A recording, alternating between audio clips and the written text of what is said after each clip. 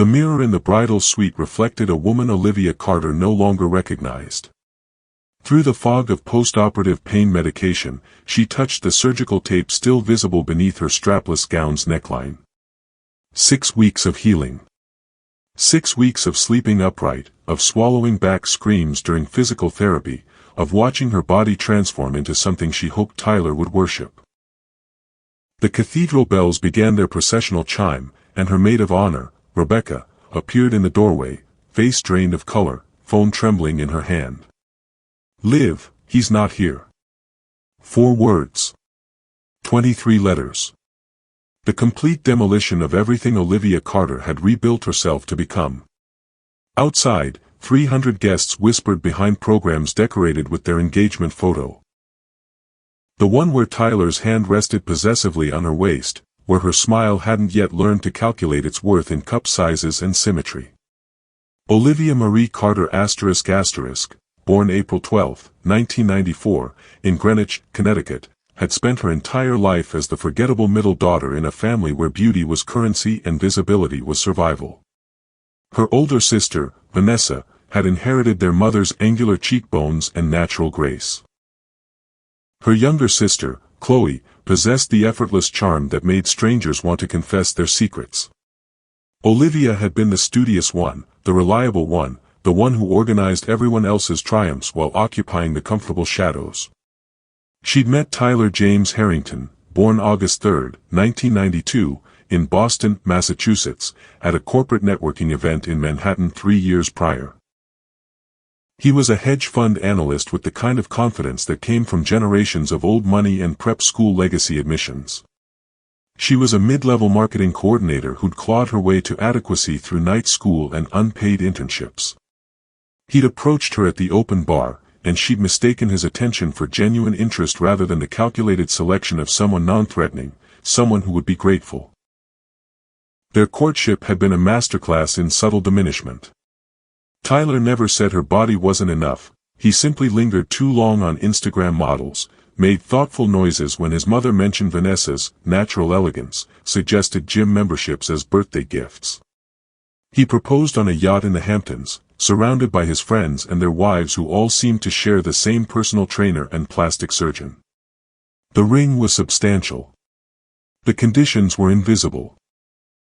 "You'd be stunning if you just..." Tyler would begin sentences, trailing off with a meaningful glance that made Olivia complete the thought herself.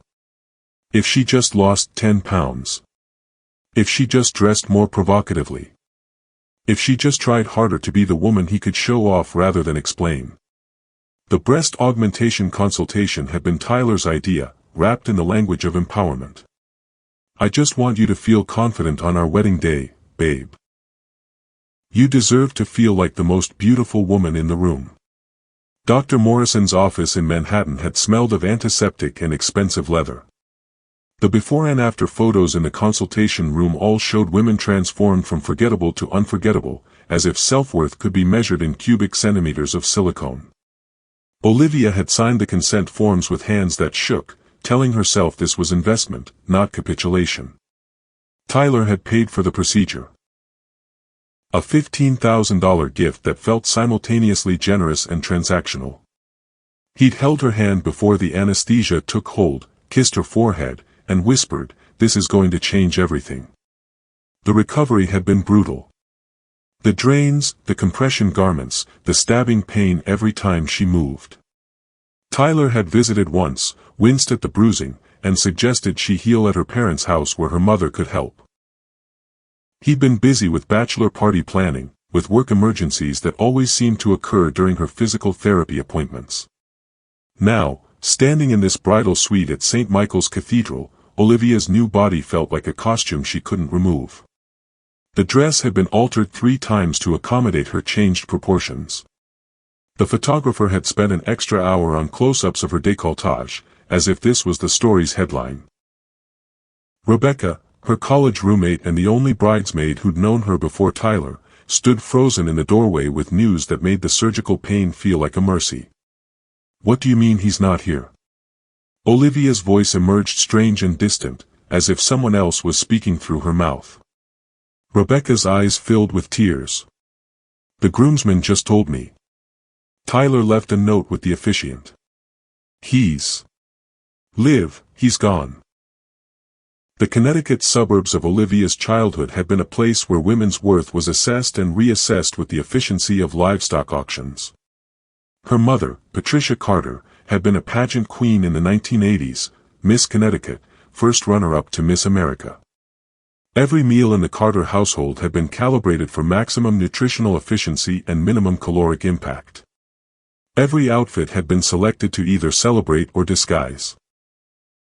Vanessa, 6 years older, had learned to weaponize beauty early.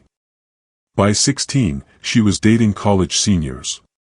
By 23, she'd married a tech entrepreneur and moved to Palo Alto, where her Instagram feed documented a life of effortless perfection, yoga retreats, charity galas, candid shots that had clearly required 14 takes. Chloe, 4 years younger, had inherited their father's quick wit and their mother's bone structure. She was finishing her master's at Yale, collecting admirers like academic accolades, floating through life with the buoyancy of someone who'd never had to question their value. Olivia had been the daughter who read too much, who gained weight during stress, who preferred documentary film series to cocktail parties. Her academic success had been acknowledged with the faint praise reserved for consolation prizes. At least you have your intelligence, her mother would say, the unspoken corollary hanging in the air, since you don't have much else. Tyler had represented escape from that hierarchy. He'd chosen her. At first, his attention had felt like redemption, proof that she could be wanted by someone who had options. She'd ignored the early warning signs, the way he'd introduced her to friends with qualifications, she's actually really smart, even if she doesn't look it. The strategic timing of his criticisms, always right before events where his ex-girlfriend might be present. Their engagement had been announced at his parents' country club. Tyler's mother, Constance Harrington, had surveyed Olivia with the clinical assessment of an art appraiser evaluating a forgery. How lovely. Tyler always had such eclectic taste. The word eclectic had landed like a diagnosis. The wedding planning had been a hostile takeover disguised as generosity. Constance had opinions about everything: the venue, too modest; the floral arrangements, too colorful; Olivia's dress selection, too conservative. You want to make an impression, dear. This is the Harrington family wedding, after all. During a dress fitting, Tyler's sister Ashley had made a casual observation that detonated in Olivia's mind. Tyler always said he wanted a wife who looked good on his arm. Like, investment banker wife material. The saleswoman had awkwardly redirected attention to veil options, but the damage was done. The breast augmentation had been Tyler's suggestion 3 months before the wedding, presented as empowerment during a dinner at 11 Madison Park. I was talking to Morrison, remember Brad Morrison from Dartmouth? He's a plastic surgeon now, and he said you'd be a perfect candidate. Just think how incredible you'll feel on our wedding day. The unspoken translation. Think how incredible you'll make me look. Olivia had researched obsessively. The risks, the recovery, the psychological implications. Every article cautioned against cosmetic surgery for external validation. Every article also showed before and after photos of women who'd apparently discovered happiness through augmentation. In Dr. Morrison's office, she'd selected implants while Tyler nodded approval. The 450 cubic centimeters will give you that really noticeable, sexy look, Morrison had explained, using medical terminology to describe aesthetics Tyler had pre-approved. You'll be a full D cup, maybe DD. The surgery itself had been a descent into medicalized transformation. The anesthesia, the violation of being unconscious while strangers altered her body, the waking up with new weight on her chest that felt simultaneously foreign and permanent. Tyler had sent flowers but claimed a business crisis prevented him from the post-op appointment. Recovery had revealed his true capacity for support. He'd grimaced at the bruising, left the room when she changed bandages, suggested she'd be more comfortable healing elsewhere. His visits to her childhood bedroom had been brief, his attention constantly diverted to his phone, to wedding logistics, to anywhere that wasn't the reality of surgical trauma. Her sisters had visited once.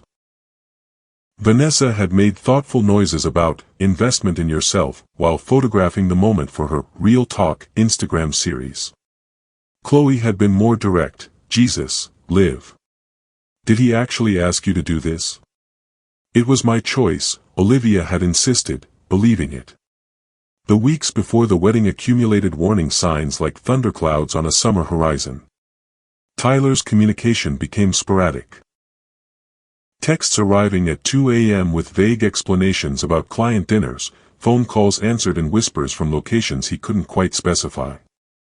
3 weeks before the ceremony, Olivia had surprised him at his apartment with dinner from their favorite Thai restaurant.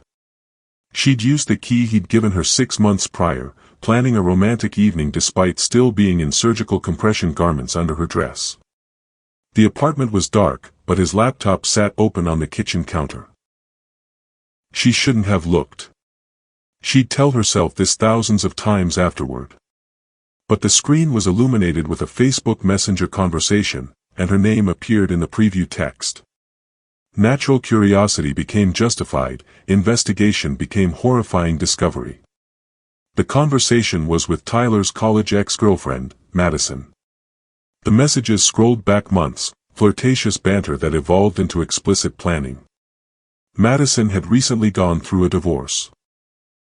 Tyler had apparently been her emotional support system throughout Olivia's surgical recovery.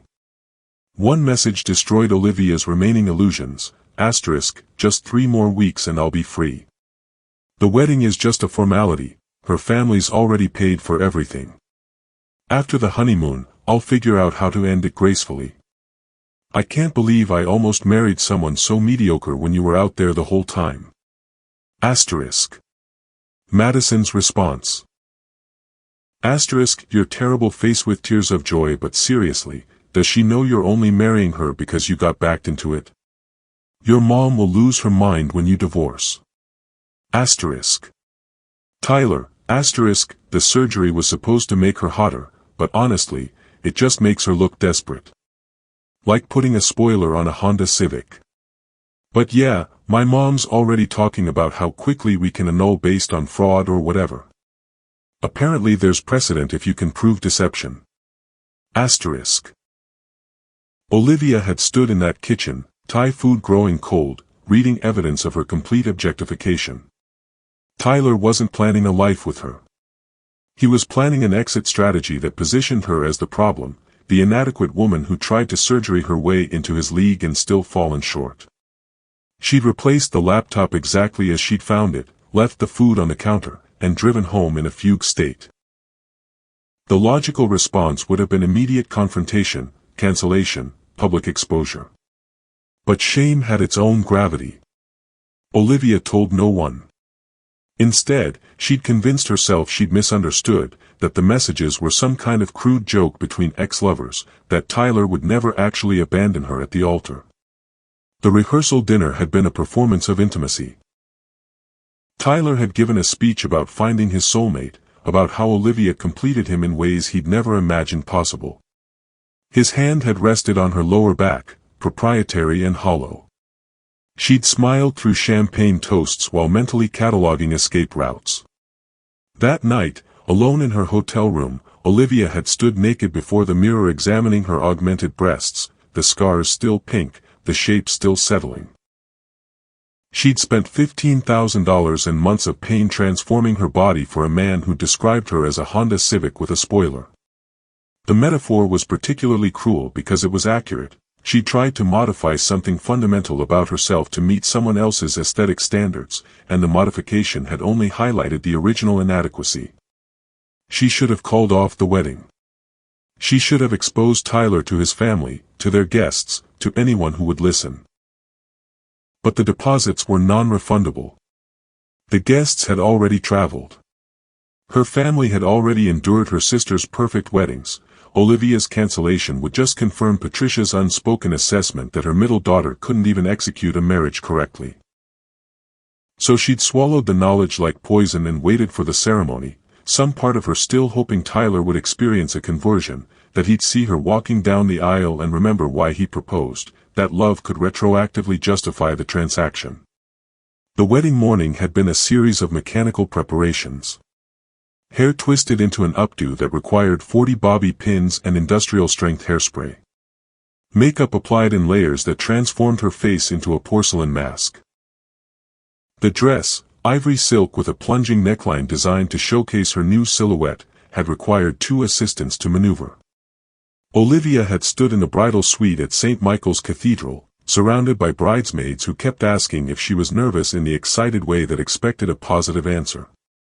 Through the window, she could see guests arriving, Tyler's prep school friends, his banking colleagues, his extended family network that she'd spent 3 years trying to infiltrate. Her father had knocked softly on the door, looking uncomfortable in his rented tuxedo. Robert Carter was a high school history teacher who'd always seemed bewildered by his wife's social ambitions. "You look beautiful, sweetheart. Your mother is already crying." "Dad," Olivia had started, then stopped. What could she say? "I think my fiancé is planning to humiliate me, but I'm going through with this anyway because I've already humiliated myself." "You don't have to do this," Robert had said suddenly, with unusual insight. "If you're not sure, we can walk out that door right now. I'll handle your mother." The offer had been tempting. But Olivia had spent so much, money, pain, dignity, that cancellation felt like multiplying her losses rather than cutting them. "I'm fine, Dad. Just wedding jitters." The processional music had started at 3 p.m. exactly. Bridesmaids had lined up, adjusted their bouquets, and proceeded down the aisle at the rehearsed intervals. Olivia had waited in the narthex with her father, listening to the organ crescendo that would signal her entrance. That's when Rebecca had appeared, phone in hand, face ashen. "Liv, Tyler's not at the altar." The words had taken several seconds to compute. "What do you mean? Did he go to the bathroom?" "No, the groomsmen just found this." Rebecca had extended her phone, displaying a text message from Tyler's best man, James, Tyler's gone. Left a note with the priest. Says he can't do this. I'm so sorry. The cathedral bells continued their cheerful proclamation. 300 guests sat in pews, unaware that the groom had abandoned his post.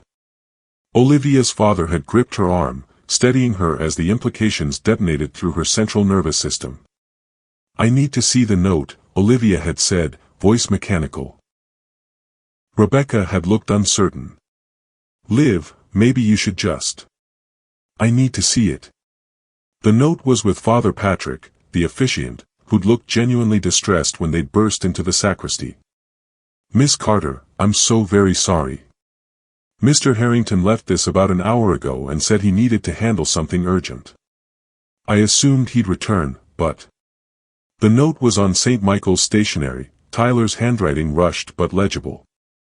"Olivia, I can't pretend anymore. This was a mistake from the beginning, and I've been too cowardly to admit it. You deserve someone who wants you for who you are, not who I tried to make you into. The surgery, the wedding planning, all of it, I convinced myself I could love you enough if we just fixed certain things. But you can't fix fundamental incompatibility, By the time you read this, I'll be on a plane. My lawyer will contact you about returning the ring and sorting through deposits. I'm sorry this is happening this way, but staying would only make it worse, Please don't contact me. My family will handle the logistics,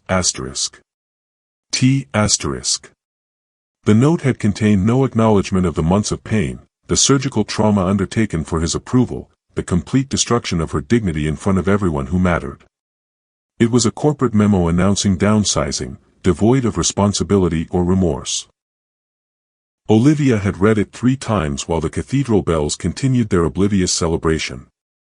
Her father was speaking, something about calling it off, about making an announcement, about getting her out of there. But Olivia was calculating trajectories. 300 guests. $50,000 in deposits. 6 weeks of surgical recovery. 3 years of relationship. All of it obliterated by a man who described her as a Honda Civic with a spoiler. "I want to make an announcement," Olivia had said quietly. "Honey, you don't have to," her father had started. "I want everyone to know exactly what happened." Rebecca had gripped her arm. "Liv, think about this. You're in shock. Maybe just send everyone home and process this privately." But privacy was how Tyler had operated. Secret messages with Madison, hidden contempt wrapped in suggestions for self-improvement, strategies for exit that positioned Olivia as the problem rather than his fundamental dishonesty. Olivia had adjusted her dress, touched the surgical scars hidden beneath ivory silk, and walked down the aisle alone. The walk down that aisle, without her father, without music, with 300 guests slowly realizing something was catastrophically wrong, had been the longest journey of Olivia's life. Each step echoed in the cathedral's vaulted ceiling. Whispers multiplied like locusts. She'd reached the altar where Father Patrick stood frozen, his expression somewhere between pastoral concern and institutional panic. Tyler's groomsmen, his Dartmouth friends, his banking colleagues, had clustered near the front pew, their faces revealing various shades of complicity and discomfort. Olivia had taken the microphone from the sound technician before anyone could stop her. "Hello, everyone. Thank you for being here today to witness what was supposed to be my marriage to Tyler Harrington." Her voice had emerged steady, powered by adrenaline and rage refined into precision.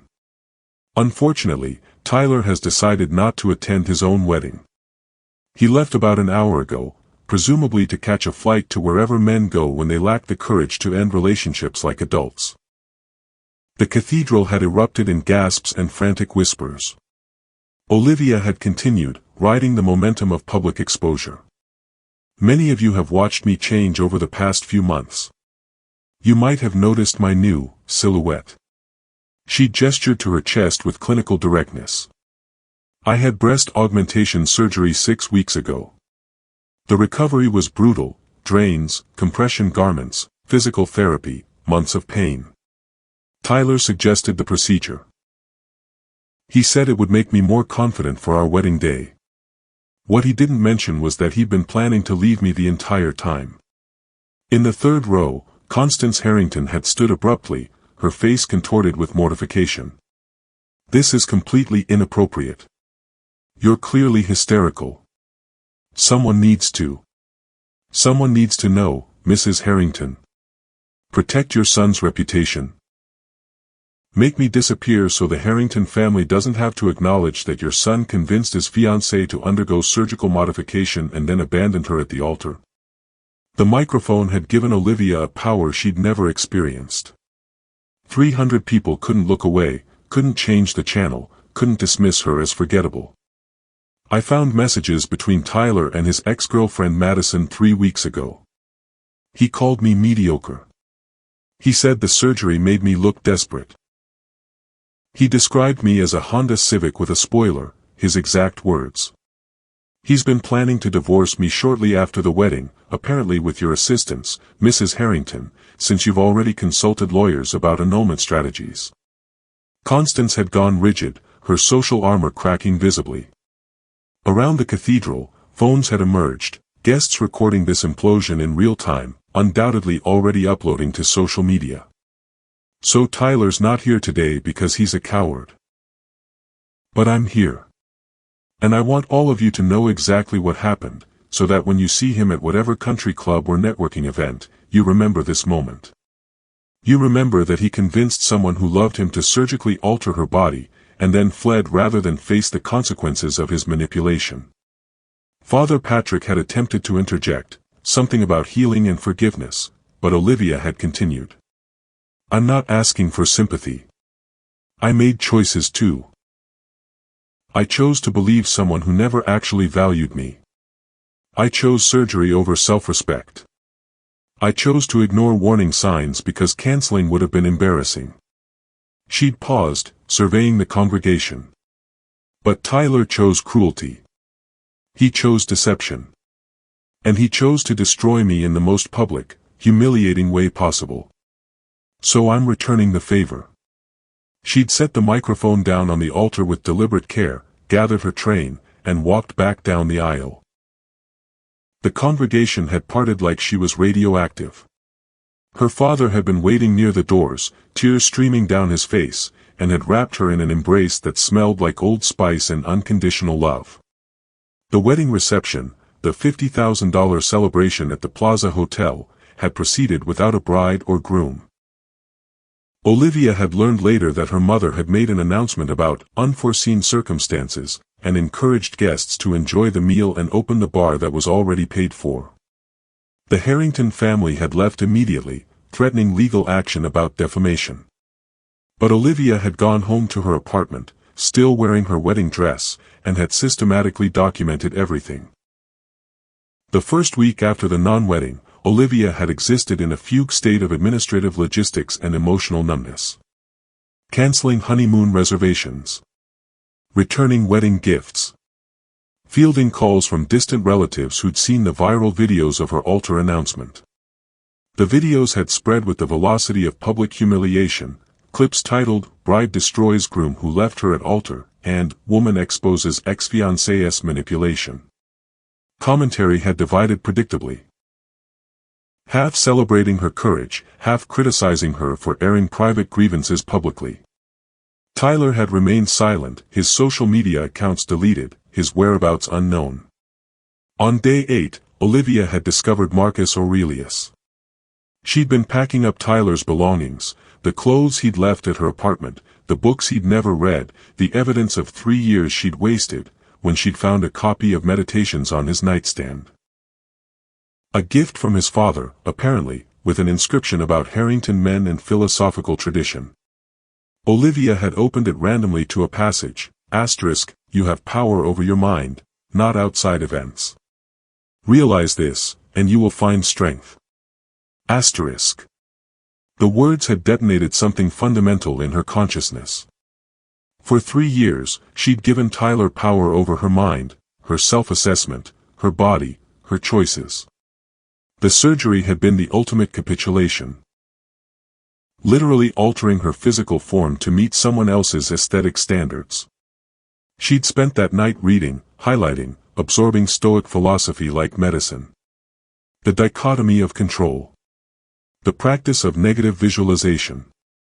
The understanding that suffering came not from events but from our judgments about events. Tyler leaving her at the altar wasn't the tragedy. Her belief that she needed his approval to have value, that was the tragedy. The surgery wasn't the mistake. The willingness to modify herself for external validation, that was the mistake. Over the following weeks, Olivia had systematically rebuilt her identity on Stoic principles. She'd started therapy with Dr. Ellen Vasquez, a psychologist who specialized in body image and manipulation recovery. She'd joined a support group for women who'd experienced cosmetic surgery regret. She'd begun documenting her journey on a blog titled, "The Altar of Illusions," where she analyzed the cultural forces that convinced women their bodies required improvement. The blog had gained traction, women sharing their own stories of surgical regret, of relationships where love had been conditional on physical modification, of the psychological aftermath of trying to transform yourself into someone else's fantasy. Olivia had also hired a lawyer, Margaret Chen, who specialized in emotional distress and fraud cases. The surgery constitutes a form of coercion, Margaret had explained during their consultation. He convinced you to undergo a medical procedure under false pretenses, the pretense that your relationship had a future. That's actionable. 3 months after the non-wedding, Olivia had filed a civil suit against Tyler Harrington for fraud, emotional distress, and medical coercion. The suit documented the messages, the surgery, the abandonment, and sought compensation for medical expenses, therapy costs, and punitive damages. The transformation wasn't just legal. Olivia had stopped wearing the clothing Tyler had preferred, the low-cut tops, the tight dresses that showcased her surgically enhanced figure. She'd adopted a minimalist wardrobe that prioritized her comfort over anyone's gaze.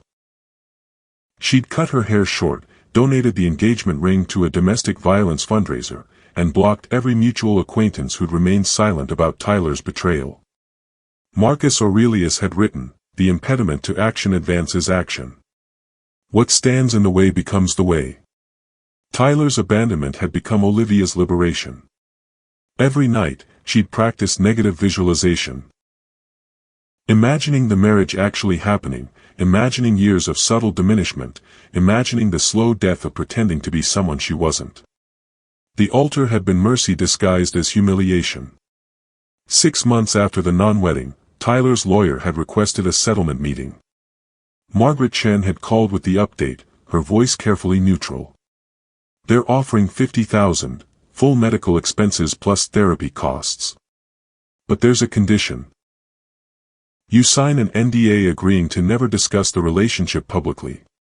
Olivia had been at physical therapy, working through the residual shoulder pain that sometimes accompanied breast augmentation. The irony wasn't lost on her. Tyler wanted to silence her the same way he'd once tried to modify her. "No," Olivia had said immediately. "No settlement. I want the deposition. I want him to answer questions under oath. Liv, depositions are brutal.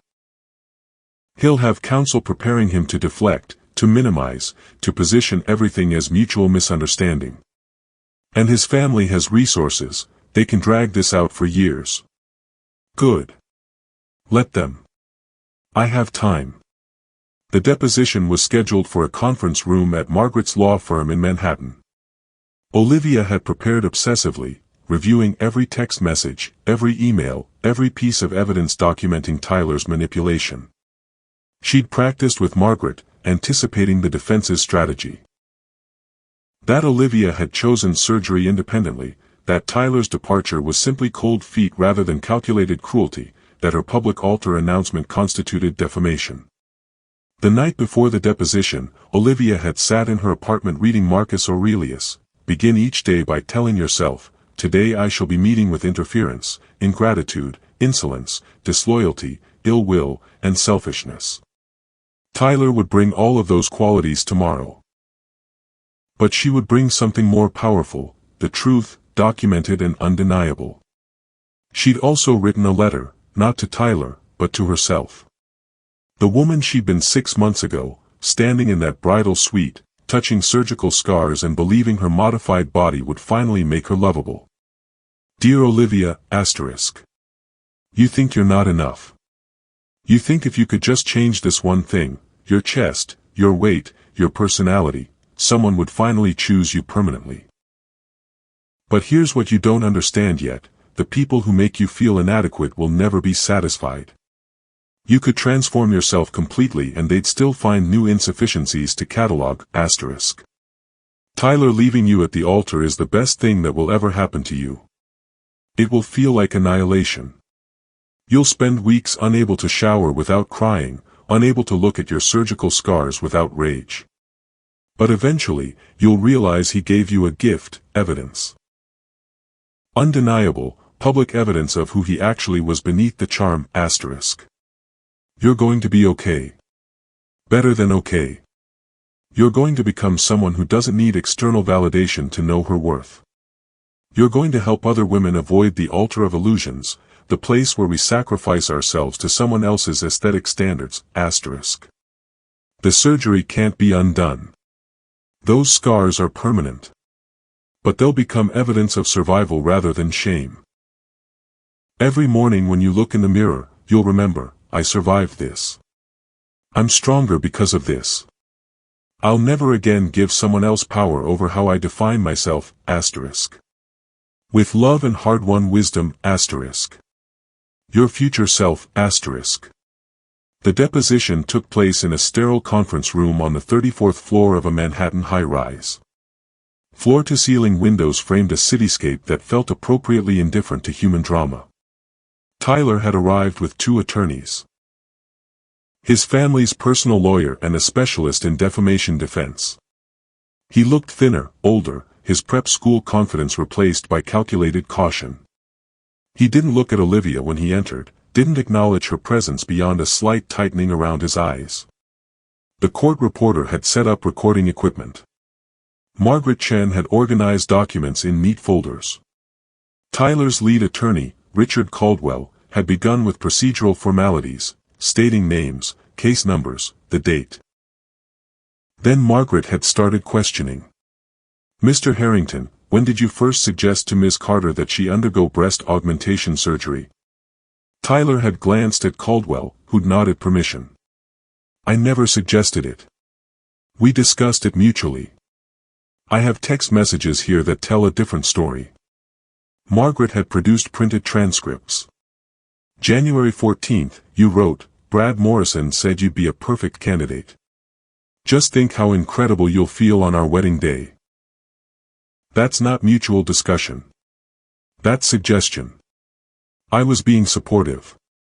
Liv, Ms. Carter, had mentioned feeling self-conscious. Did she mention feeling self-conscious, or did you create that self-consciousness through comparison and subtle criticism?" Caldwell had objected, argumentative questioning, but the seed was planted. Margaret had continued methodically through the evidence. The messages with Madison. The mockery of Olivia as a Honda Civic with a spoiler. The planned divorce strategy. Tyler had deflected each one. They were jokes taken out of context, private frustrations everyone experiences, harmless venting between ex-lovers. "Mr. Harrington, did you love Ms. Carter when you proposed?" Silence. Tyler had looked at his attorneys, at the ceiling, anywhere but at Olivia. "I cared about her. That's not what I asked. Did you love her?" "Love is complicated. I thought we could build something." "You thought you could build something if she modified her body to meet your standards. Is that accurate?" "That's a mischaracterization." "Is it?" "You paid for surgery that cost $15,000. You selected the implant size. You told her it would make her more confident, but what you actually meant was it would make her more attractive to you. And then, when she'd undergone surgical trauma for your benefit, you abandoned her on her wedding day. Is that a mischaracterization?" Tyler's facade had finally cracked. She was never going to be enough. "Okay. Is that what you want to hear?" "I tried. I really tried to love her the way she wanted to be loved. But you can't force attraction. You can't force chemistry. The surgery was supposed to help, but it just made everything worse because then she was walking around with this body she'd gotten from me, and I still didn't want her, and that made me the villain." The room had gone silent. Even Caldwell had looked shocked by the admission. Olivia had felt something shift in her chest, not heartbreak, but liberation. For 6 months, some small part of her had wondered if she'd misunderstood, if she'd been too sensitive, if Tyler's abandonment had been cold feet rather than calculation. But here was the truth, recorded and undeniable: she had never been enough, and no amount of surgical modification would have changed that. Margaret had continued. "So you convinced Ms. Carter to undergo unnecessary surgical modification, knowing you didn't love her and were planning to leave?" "I didn't know I was going to leave. I kept hoping." "Hoping what?" "That the surgery would make her tolerable." "Objection," Caldwell had interjected. "Counsel is testifying." But Margaret had already made her point. The deposition had continued for 6 more hours. Financial records, testimony about emotional distress, medical documentation of surgical complications. Tyler had looked increasingly cornered, his prep school composure disintegrating into defensive hostility. At one point, Margaret had asked Olivia to describe the recovery process. Olivia had detailed the drains, the pain medication, the weeks of sleeping upright, the physical therapy. She described waking up at 3 a.m. with stabbing pain, texting Tyler for support, and receiving one-word responses or silence. And during this recovery, where was Mr. Harrington? Margaret had asked. Planning his bachelor party. Meeting with Madison. Researching annulment strategies with his mother. Tyler had slumped in his chair, the fight draining visibly. His attorneys had called for breaks, attempted damage control, but the evidence was comprehensive. The deposition had ended at 6 p.m. Tyler had left without speaking, his attorneys flanking him like Secret Service. Olivia had remained in the conference room with Margaret, watching the sunset paint Manhattan in shades of amber. "He's going to settle," Margaret had said quietly. "That admission about her never being enough, that's the case. His attorneys know it." But Olivia didn't feel victorious. She felt tired, older, emptied of the rage that had sustained her through 6 months of legal preparation. "I don't want his money," she'd said. "I want him to understand what he did.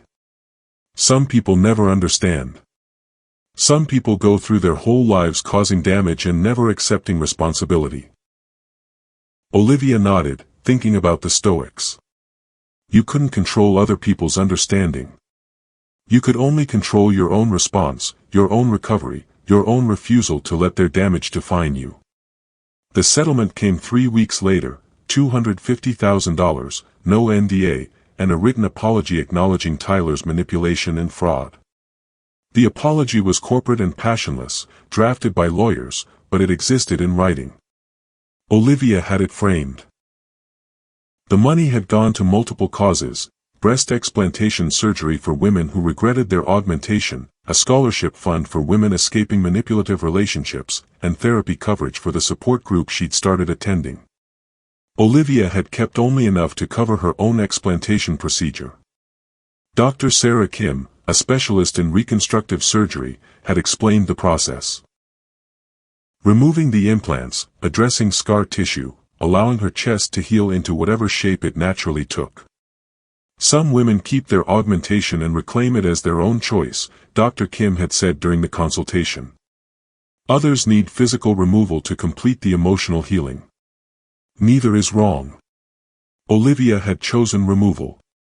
The implants had become totems of her capitulation, daily reminders that she'd given someone else authority over her body. The second surgery had been easier than the first, she'd known what to expect, and this time, she was doing it for herself. The media attention had been inevitable. The altar announcement video had amassed millions of views. Publications had reached out for interviews, women's magazines wanting to frame her story as empowerment, men's rights blogs attempting to paint her as vindictive. Olivia had declined most requests, but had written a long-form essay for an anthology about cosmetic surgery culture and coercive relationships. Her family had been complicated. Patricia Carter had struggled to understand why Olivia had rejected the settlement's NDA. You could have taken the money and moved on quietly. Why keep this in the public? But Robert Carter had understood. She's making sure it matters, he'd told his wife. She's making sure other women recognize the warning signs. Vanessa and Chloe had both called eventually, their perfect lives disrupted by their sister's messy, public reckoning. Vanessa had admitted she'd considered a nose job after her husband made a casual comment. Chloe had confessed to dating someone who constantly suggested she'd be more attractive with longer hair. The Carter family's culture of conditional worth had shaped all 3 daughters. Olivia had just been the first to name it publicly. Tyler had moved to Singapore for a banking position, his Manhattan social circle permanently closed. Madison had unfollowed him on social media. Constance Harrington had resigned from several charity boards rather than face questions about her son's behavior. 1 year after the non-wedding, Olivia had stood at the same altar in St. Michael's Cathedral, not for a ceremony, but for a podcast recording.